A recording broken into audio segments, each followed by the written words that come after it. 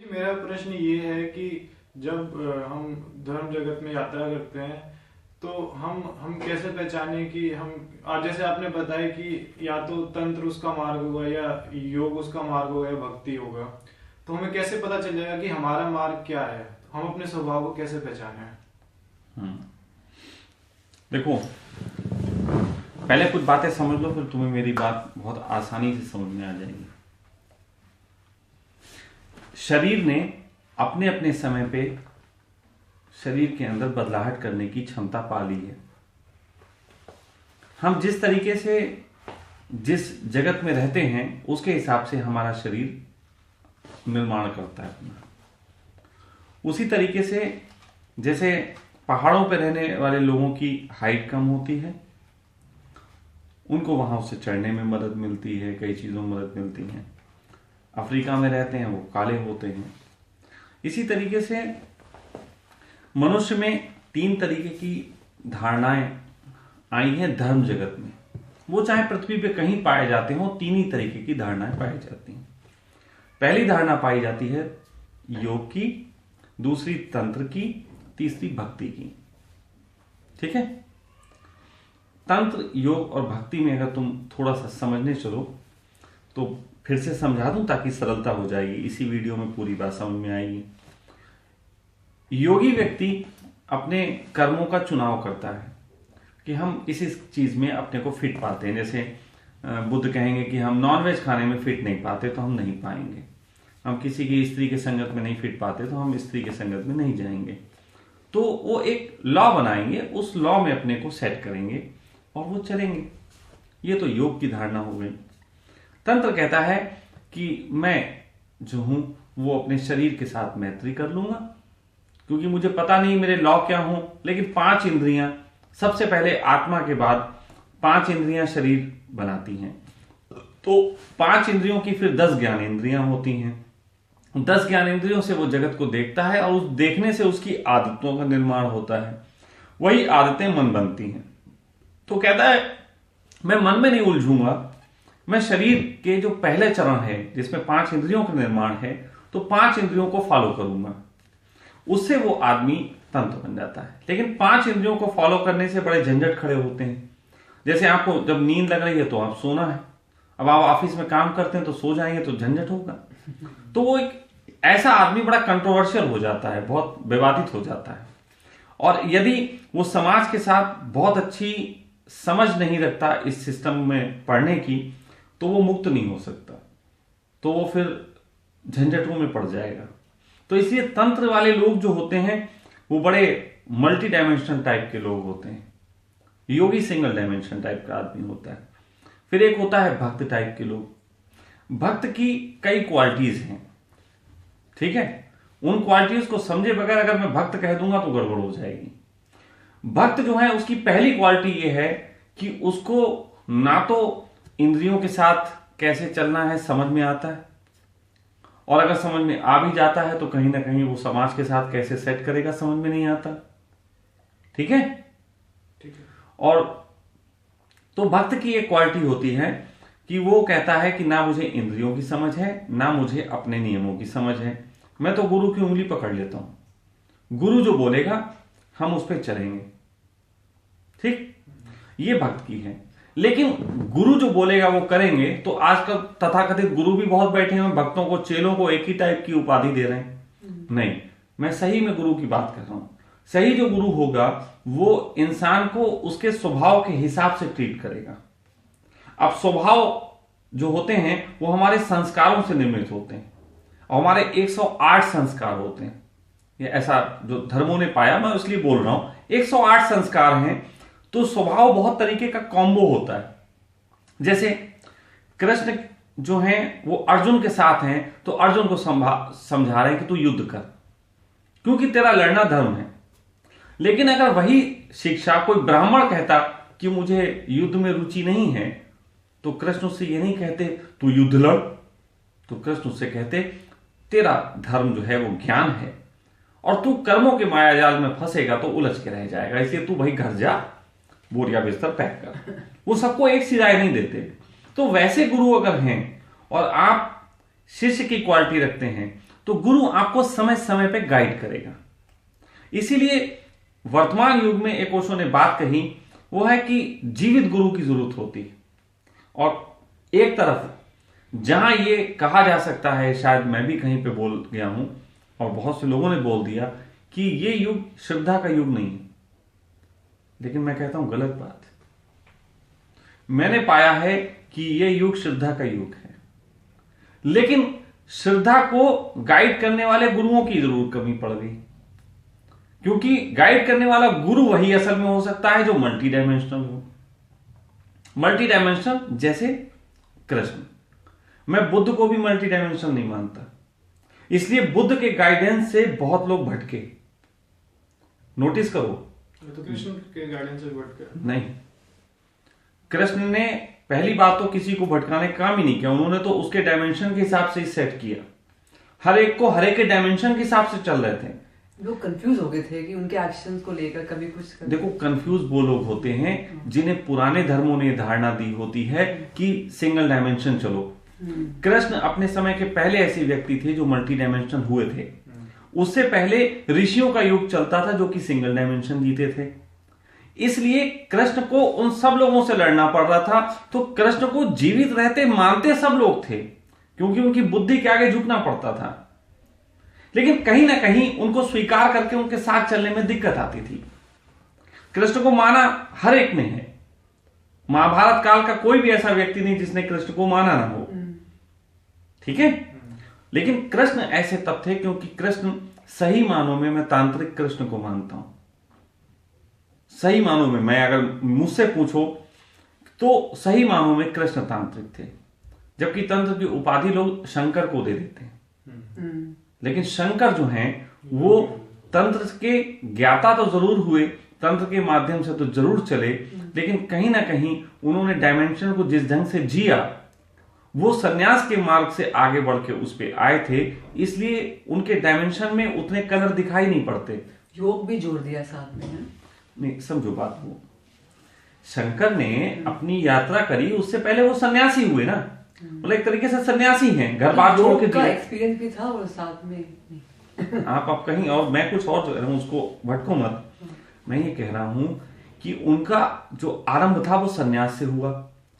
बाद में भले उनकी बीवी भी हुई, बच्चे भी हुए, भांग भी खाते थे, लड़ाई झगड़ा भी कर लेते थे, क्रोध भी आता था, सेक्सुअलिटी भी आ जाती थी, सब आती थी। लेकिन क्योंकि आरंभ उनका सन्यास से था, इसलिए सन्यास से ही सारे डायमेंशन उलझ के रह जाते हैं। जैसे मैं हूं, मैं आध्यात्मिक जीवन के आरंभ में एक सन्यासियों के साथ कुछ रहा और जुड़ गया, तो लोग समझने लगे मुझे, मैं ओशो सन्यासी हूं, जबकि मैं ओशो सन्यासी जैसी कोई चीज नहीं। हाँ ठीक है, मैंने माला पहन ली, वो मेरा मजा था, लेकिन सन्यास जैसा भाव अंदर से आना चाहिए किसी के प्रति, वो अलग बात थी। मुझे तो सिर्फ माला पहनी थी, एक्सपेरिमेंटल था। जैसे ओशो ने खतना कराया अपना साधना काल के दौरान, तो क्या ओशो मुसलमान हो गए? समझो, साधना काल में ओशो ने खतना भी कराया, तो क्या ओशो मुसलमान हो गए? नहीं, वो एक्सपेरिमेंटल व्यक्ति थे।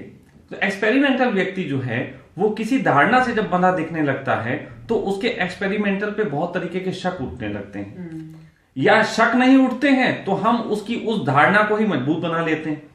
जैसे लोग मेरे पास आते हैं, वो स्वामी जी, अब स्वामी जी कह के जब वो बात करते हैं, उन्हें पता लगता है यार ये तो जो है सिगरेट भी पी लेता है, ये तो जो है सेक्स भी कर लेता है, वो यार ये कैसा स्वामी, तो संदेह आने लगते हैं।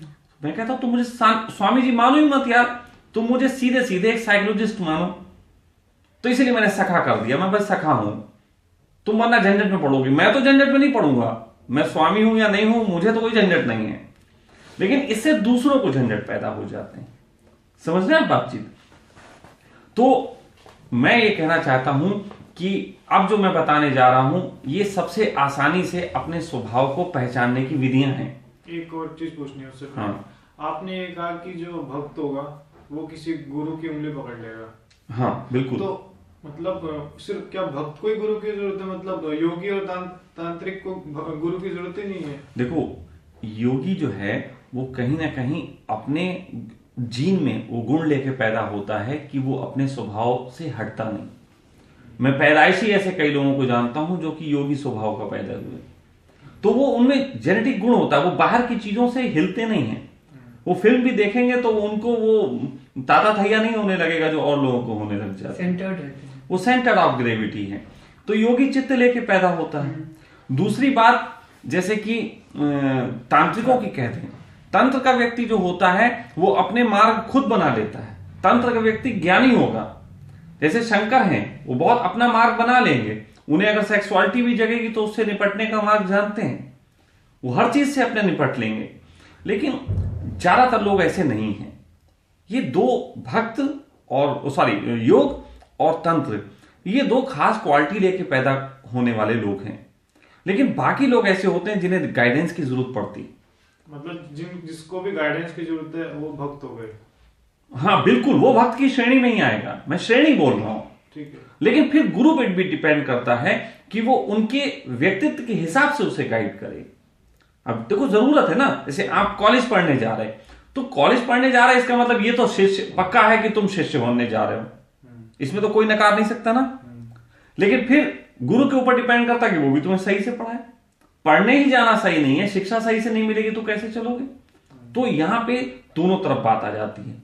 इसीलिए इस दुनिया में गुरु और शिष्य की परंपरा पे बहुत ज्यादा जोर दिया गया, क्योंकि ज्यादातर लोग भक्त हैं और भक्तों को एक गुरु के गाइडेंस की जरूरत है। अब देखो हरिद्वार ऋषिकेश में लाखों करोड़ों लोग आते हैं और आते तो सब बेचारे भक्त ही हैं, लेकिन गुरु बैठे उनको गाइड करने की बजाय कुछ और ही करने लगे, तो इसमें बेचारे वो क्या करेंगे। तो इसीलिए फिर वो गुरु चेंज करते रहते हैं, इस गुरु के पास गए, उस गुरु के, गुरु चेंज हो रहे हैं। लेकिन गुरु चेंज होने में भी दो बातें समझ लेनी चाहिए। एक तो चेंज हो रहे हैं कि हमारी मान्यता पे फिट नहीं बैठता, है ना। अब मान्यता पे फिट नहीं बैठता तो भाई तुम अपनी मान्यता का चश्मा लगा के घूमो। भक्त भी बहुत से भटकते हैं जब वो अपनी मान्यता का चश्मा लगा लेते हैं। लेकिन दूसरा, ऐसे ओशो होते हैं, ओशो कहते हैं मैं तुम्हें बता रहा हूं, ये तुम्हें एक्सपेरिमेंट करके देखो, चलो खुद जान जाओ, लेकिन चलना पड़ेगा। आप करके देखो, मैं भी बोल रहा हूं आप करके देखो।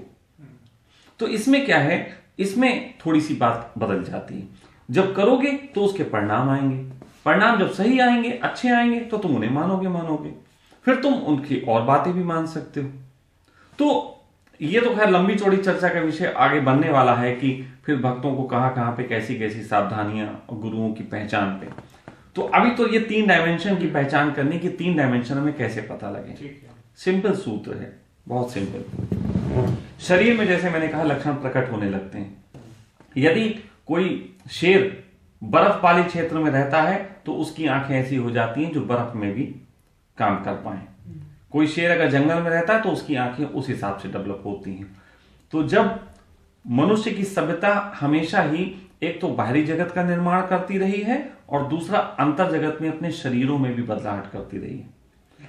तो जब बुद्ध जैसे योगी ने ये जाना, बुद्ध जैसे योगी को ये पता लगा कि हमें जो है असल में कौन सी चीज परेशान कर सकती है हमारे नियम से भटकाने में, तो उन्हें लगा कि जमीन की ग्रेविटी बहुत परेशान कर सकती है, अपनी तरफ खींचती है, हमें मेटलिस्टिक बनाती है।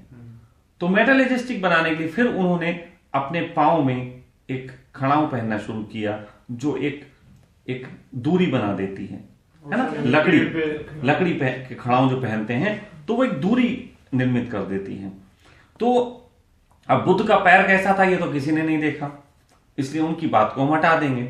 लेकिन विज्ञान वही है कि आप जमीन पे कुछ पहन के चलें, चप्पल पहन के, इससे आपको थोड़ी ग्रेविटी पकड़ेगी नहीं। ठीक है, भी पेड़ पे वो ऐसे तो जो पहाड़ों पे करते हैं वो भी सेंटर ऑफ ग्रेविटी बहुत दूर, ग्रेविटी से दूर हो जाना चाहते हैं, है ना। लेकिन पैरों में कुछ तरीके के चेंजेस आते हैं, मैं दिखाना चाह रहा हूं, वीडियो आप नीचे कर लो। जैसे ये पैर है, 3 तरीके के पैर मोस्टली पाए जाते हैं।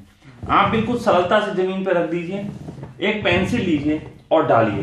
तो पहला पैर ऐसा होगा जिसके ऐसे करके पेंसिल फंसेगी, जैसे मेरे पीछे फंस रही है। ऐसा जिसका पैर होगा बिल्कुल फ्लैट टाइप का, ये असल में योगी टाइप का चित्र होता है। दूसरा एक ऐसा होगा जिसके अंदर जाएगी पेंसिल, ऐसे करके फंस जाएगी। कहां से, बीच में से या आगे से? बीच। अभी तो देखते जाओ। हाँ। जैसे मेरे पैर में कैसे पेंसिल, हाँ, ठीक है, निकल रही है, ठीक है, बिल्कुल सरलता से निकलती है, इसमें कोई वो झंझट नहीं। ठीक है, आप जैसे पैर लेके आओ, अब इस पैर में हम डाल रहे हैं, ये फंस जा रही है। अब उठाओगे तो निकली जाएगी ना, लेकिन सरलता से रखे हो, ये फंस जा रही है। ठीक है, तो ये आप पैर में, ये देखो ये फंस रही है। अब उठाओगे तो वो होगा, फंस रही है। इस गारंटी के साथ बात मानो कि 1 लाख लोगों के पैर चेक करके देखो, 2-4 पैर ऐसे मिलेंगे जिनके पेंसिल थोड़ी सी भी नहीं घुसेगी, बिल्कुल फ्लैट पैर होगा। और ऐसे फ्लैट पैर वाले, मेरा अपना अनुभव कहता है कि ऐसे फ्लैट पैर वाले योगी टाइप के व्यक्ति होते हैं।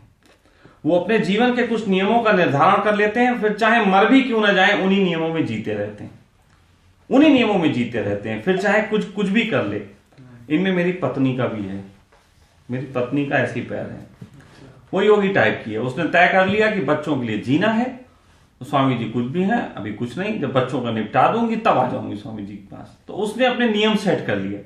अब योगी का मतलब ये मत समझ लेना मीट नहीं खाएगा और ये वो तो गड़बड़ है। नियम जो अपने नियम में फिट है, खुद का नियम बना, हाँ, जिस अपने नियम में संतुष्ट है, चाहे कितना भी मूल्य चुकाना पड़ जाए, चाहे बंदा मरते मर जाए, लेकिन अपने नियम में आनंदित है। तो ऐसा व्यक्ति जिसका ऐसा होता है, वो व्यक्ति योगी होता है।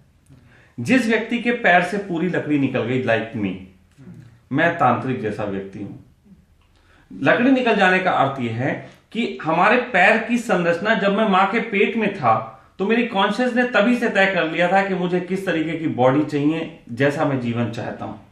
तो मेरे निर्माण में ही मेरे पैर को एक तरीके से खड़ाऊ मिल गया था, जो कि बाहर खड़ाऊ की जरूरत हो ना हो कि मुझे मिल गया था।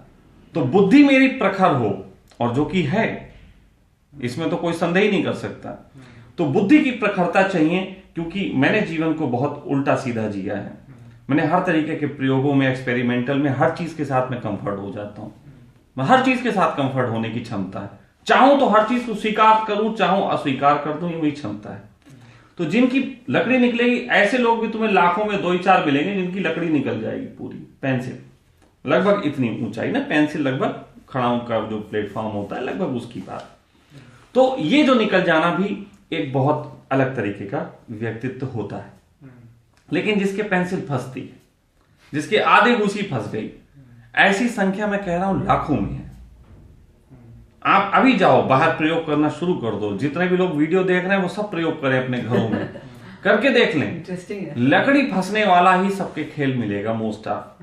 बहुत कम ऐसे पाए जाएंगे। अगर किसी के घर में ऐसे कोई पाए जाते हैं तो वो उनके लक्षण देखें, है ना, उनके लक्षण के आधार पर पाए जाएंगे कि उनका कौन सा व्यक्तित्व है। जैसे मैं हूं, स्टार्ट मेरा व्यक्तित्व तो ब्रॉड था, लेकिन स्टार्ट ऐसा हुआ कि कुछ लोगों की सुन के मेरे अंदर एक पैरामीटर आ गया था। पहले तो हम भी पढ़ते हैं, हाँ। पहले हम भी पढ़ते हैं, तो पढ़ के एक पैरामीटर बन गया था। तो पहले तो पैरामीटर मैंने दूसरों पे वो लगा के देखा कि भाई कोई गुरु मिल जाए इस पैरामीटर पे फिट होने वाला। और मेरा पैरामीटर क्या था? जो व्यक्ति किसी भी प्रकार की मान्यताओं में बंधा हुआ ना हो, वो व्यक्ति एनलाइटेड, जो किसी भी मान्यता में बंधा हुआ ना हो। अब मुझे तो जो भी मिलता था वो कोई ना कोई तो मान्यता में बंधा ही होता था। मैं ये नहीं कह रहा एनलाइटेड का इससे कोई लेना देना है, ये भी मान्यता है। मैं ये कह रहा हूं मेरी अपनी, भाई मैंने कहा ना सबकी सुन के मेरी एक मान्यता हो गई थी कि इस तरीके का व्यक्ति ही मैं एनलाइटेड मानूंगा। मेरे दिमाग ने अपने तरीके से फिल्टर कर लिया था। मैं ये नहीं कह रहा हूं कि ये लॉ है, मैं कह रहा हूं मैंने अपने फिल्टर कर लिया था। लेकिन बाद में समझ में आया कि मुझे कोई ऐसा नहीं मिलेगा, ये स्केल मुझे अपने ऊपर फिट करना पड़ेगा। अब जो किसी मान्यता में बंधा हुआ ना हो, अब ऐसा स्केल अपने ऊपर फिट करोगे तो बेटा सब मान्यता तोड़ोगे, फिर तो पत्नी की मान्यता भी टूटेगी और समाज की मान्यता भी टूटेगी, फिर तो पत्नी बनाने की मान्यता भी टूटेगी और पत्नी ना बनाने की मान्यता भी टूटेगी, फिर तो शिष्य को मानने की भी मान्यता होगी, शिष्य को ना मानने की भी मान्यता होगी। इसीलिए मेरे जीवन के एक्सपेरिमेंटल किसी को समझ में नहीं आते। मैं बहुत कंट्रोवर्शियल आदमी हो गया। मैंने जीवन के इतने प्रयोग किए कि लोगों को समझ में नहीं आ रहा कि मामला क्या है, सही क्या गलत में कंफ्यूजन हो जाता है। लोगों को कंफ्यूजन है, मुझे कोई कंफ्यूजन नहीं है। ठीक है, मैं तो बहुत, जैसे मुझे लगता है कि अब मैं गुरु हो गया और मैं मंच पे बैठा हूं, कुछ दिनों बाद मैं कहता मानता तोड़ते हैं, गुरु नहीं है। मैं लाल कपड़े पहन के पहले गया, लाल कपड़ों में किसी ने हाथ जोड़े, मैंने कहा कल से जीन्स पहन के आऊंगा। तो मैंने बड़ा एक्सपेरिमेंट किए आज मैं कह सकता हूं मेरा आज भी कोई लॉ नहीं है, स्पॉन्टेनियसली हूं, पता नहीं कल क्या कर बैठूंगा। वीडियो पर ऐसी ऐसी हरकत दिखा देता हूं, किसी को समझ भी नहीं आता क्या कर रहा है। तो ये मेरा अपना वो है। लेकिन जब मैं अपने स्वभाव में आया, हाँ ये हो सकता है कि तुम्हें तुम्हारे घर में कोई ऐसा मिल जाए जिसके पैर में ऐसी क्वालिटी हो जैसी मेरे है, तो उसकी क्वालिटी वैसी है, लेकिन उस क्वालिटी को जिस दिन वो अपने ऊपर इंप्लीमेंट करेगा। देखो, एक होता है स्वभाव होना और एक होता है अपने स्वभाव में पूर्ण हो जाना। ये दो बातें हैं, समझना। स्वभाव क्या है ये पहचानने का तो मैंने ट्रिक बताया। मैंने पेंसिल इसलिए नहीं बताई कि तुम्हें किसी के पेंसिल नहीं गई तो तुम उसके पैर पे लेट जाना कि ये योगी है। मैंने ये पेंसिल इसलिए नहीं कि किसी के चली गई तो तुमने कहा ये तो बस स्वामी जी की तरह ही है। ये नहीं, ना ही ऐसा बताया किसी के पेंसिल नहीं जाए तो वो अब भक्त है। मैंने ये कहा ये तुम्हें अपने स्वभाव को पहचानने में सहयोग करेंगे और उस स्वभाव के हिसाब से तुम सेट करके देख लो कि जो व्यक्ति ऐसा होगा वो किसी भी तरीके के दायरों में अपने को खुश नहीं पाता होगा जो मेरे जैसा होगा। जो योगी जैसा होगा, जब जब उससे दायरे तोड़ने की बात की जाती होगी, मैं पत्नी है, वो अपनी एक पैटर्न में सेट है, उसे पत्नी पहले बच्चों का देखना है, मेरी मां का देखना है। मैं उसे कितना कहता हूं तू मेरे पास आ जाओ, है ना, वो कहती है नहीं जी अभी नहीं आ। बड़ा स्पष्ट उसका है, बहुत कुछ अपने खेल उसके हैं तय किए हुए, वो बहुत सेट है, वो उसमें दुखी नहीं है। नहीं समझे? वो ये हो सकता है वो कहे कि जैसे मैं सेट हूं ऐसे हमारे स्वामी जी भी सेट होते, वो एक अलग बात है कि उस वजह से कभी उसे दुख भी हो गया हो। लेकिन अब उसने समझ लिया कि तुम्हारा क्षेत्र तुम्हारा, मेरा क्षेत्र मेरा, और इसलिए बहुत मजे में है। अब उसने बिल्कुल सेट कर लिया मामला। कहने का अर्थ है स्वभाव पहुंचाने का ये बहुत आसान तरीका है। लेकिन क्या होता है, जो व्यक्ति भक्त है वो लविंग स्वभाव का होता है। ठीक है, जैसे आप लविंग स्वभाव के हो, आप लविंग स्वभाव के हो। लेकिन लविंग स्वभाव ऐसा होता है जैसे 70% तो तुम्हारा लविंग स्वभाव है, 100% तो तब होता है जब तुम पूर्ण हो जाओगे। उससे पहले 70% तुम्हारा लविंग स्वभाव है। तो लविंग तुम्हें इंपॉर्टेंट नजर नहीं आता क्योंकि वो 70% है। इंपॉर्टेंट वो आता है 30% जो तुम्हारे पास कम है। वो 30% सपोज दैट ज्ञान कम है। इसीलिए लविंग स्वभाव के लोग अक्सर ज्ञान में पढ़ते हुए पाए जाते हैं। तुम लोग किताबों में, नेट पे, सब जगह ज्ञान खोजते रहते होंगे। जो ऐसे लोग होंगे वो ज्ञान खोजते रहते होंगे, जबकि मैं ज्ञानी स्वभाव का हूं। समझना, मैं ज्ञानी स्वभाव का हूं। तो मुझे क्या करना चाहिए? अगर जैसे पहले की बात बताऊं, ज्ञानी स्वभाव का था तो तर्क तो मेरे बाएं हाथ का खेल, मैंने कभी किताबें नहीं पढ़ी, कुछ नहीं किया, ये तो मेरे बाएं हाथ का खेल। लेकिन मैं उल्टा पड़ गया था।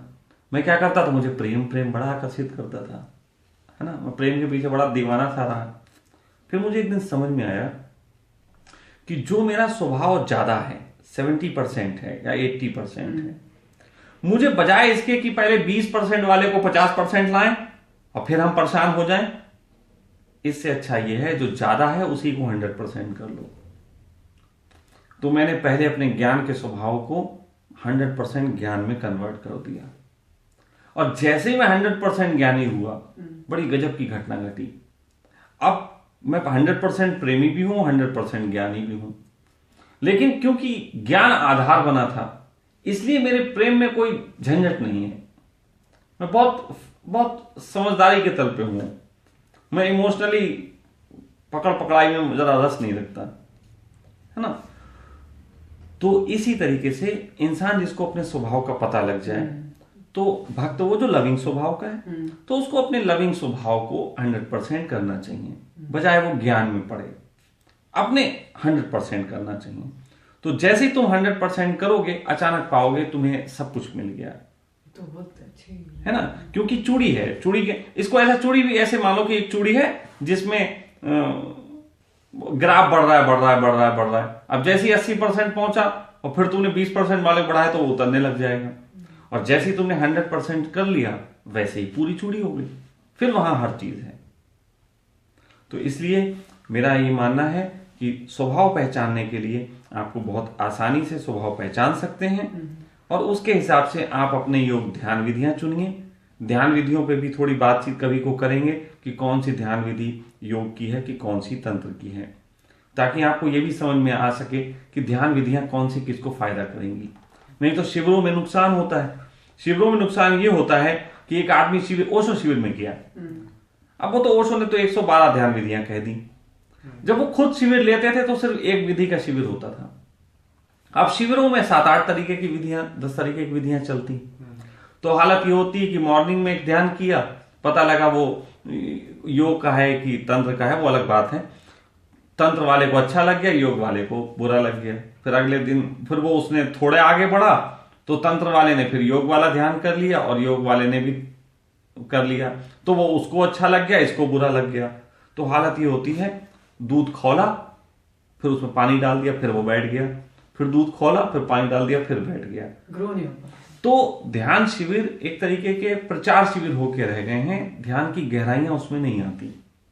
यही कारण था कि मैंने जिस समय शिविर छोड़े या उससे पहले छोड़ने का कारण, तो मैं ये चाहता था कि शिविर एक ही पैटर्न पे होना चाहिए। जैसे मैंने एक शिविर लिया सूफी का, तो सूफी में भावनाओं पे और इन सब चीजों पे बहुत काम होता है, तो मैंने खूब किया। लेकिन उनमें वो विधियां हटा दी जो भावनाओं के खिलाफ होती थी। तो लोग कहते थे वो वाली विधि नहीं करा रहे, हम कहते वो इसमें जरूरत नहीं। फिर शिव पे जब सूत्र लिया तो मैंने वो इमोशनल बेवकूफियां सब हटा के रख दी साइड में, जो ध्यान उछल कूद और ये सब होते थे नाचने गाने वाले, तो वो शिव के पैटर्न पे था। तो मैं ये कह रहा हूं कि फिल्टराइजेशन बहुत जरूरी है, नहीं, और ये इसलिए जरूरी है कि ओशो की देशना ऐसी है जैसे कि अंतरराष्ट्रीय बस अड्डा। यहां बस देख के ही मत चढ़ जाना, पहले ये तय कर लेना कि तुम्हें जाना कहाँ है, उसी हिसाब से टिकट लेना और उस बस में बैठोगे तो पहुंच जाओगे। नहीं तो अंतरराष्ट्रीय बस अड्डा तुम्हें पूरी दुनिया में घुमा सकता है और वहां कभी नहीं पहुंचाएगा जहां पे तुम्हें जाना है। इसलिए जरूरत इस बात की है कि स्वभाव को पहचानो, उसके आधार पर बात चुनो और फिर आगे बढ़ो, यात्रा सुगम होती है। ओशो ने भी मीरा पे जब बोला तो उनका उद्देश्य ये नहीं था कि बुद्ध आके उनकी देशना सुन ले मीरा के ऊपर। उनका उद्देश्य ये था जो बुद्ध जैसे स्वभाव के लोग होंगे वो इसको पकड़ लेंगे। लेकिन ये युग ऐसा है कि यहाँ इंसान कई बार सिखाई हुई बचपन से आदतें हैं ना, जिसको एक बार पसंद करता है उसकी सब चीजें खा जाता है, सारी चीज पसंद कर लेता है। तो मेरा मानना है कि फिल्टराइजेशन जरूरी है, इसीलिए मैंने इस विषय पे ये सब कहा। Thank you so much.